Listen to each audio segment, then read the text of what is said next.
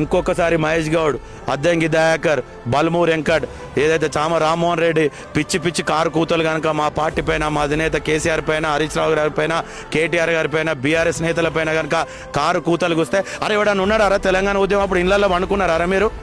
హరీష్ రావు గారు నోటీసులు పంపిన వెంటనే వీళ్ళకు లాగుల తొండలు ఏదైతే తడిచేటువంటి పరిస్థితి. ఎందుకంటే మీడియా ముందు ఎవిడెన్స్ లోగడు చానగాని దయాకర్ అని ఉస్మాన్ యూనివర్సిటీ పోయి పిఎస్లా కంప్లైంట్ చేసిండు. వాళ్ళు లైవ్లలో ఇట్లా నా కొడుకుల వీడియోస్ అన్నీ కూడా లైవ్లలో పేపర్లలో ఉన్నాయి. ఈ నోటీసులు పంపించేసరికి వీళ్ళకి అంతా లాగోలు తడిచి మేము అట్లా అనలే మామూలు ఏదో మా మాటలను వక్రీకరించేలా.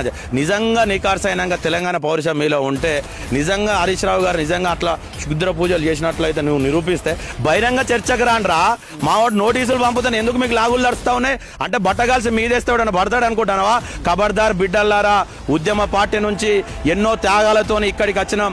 1200 బిడ్డల అమరుల త్యాగాలు, ఉస్మానియా కాకతీయ యూనివర్సిటీ ఉమ్మడి రాష్ట్రంలో అనేకమైన విద్యార్థి ఉద్యమాల ద్వారా ఈ తెలంగాణ రాష్ట్రాన్ని సాధించుకున్నాం. తెలంగాణ రాష్ట్రాన్ని బట్టబయలు చేసి మళ్ళీ ఆంధ్ర పాలకులు, వలస పాలకులు అప్పచెప్తామంటే మళ్ళొక్క తెలంగాణ పోరాటం ఎట్లనో మళ్ళీ ఈ వలసవాదులను, చంద్రబాబు నాయుడు తొత్తులను, ఈ రేవంత్ సర్కారును గద్దెగూల్చడానికి కూడా అదే ఉద్యమ స్ఫూర్తితో ఉద్యమకారులుగా మేము సిద్ధంగా ఉన్నాం. ఇదే తెలంగాణ రాష్ట్రాన్ని కాపాడుకుంటామని చెప్పేసి కూడా ఈ సందర్భంగా తెలియజేస్తాం.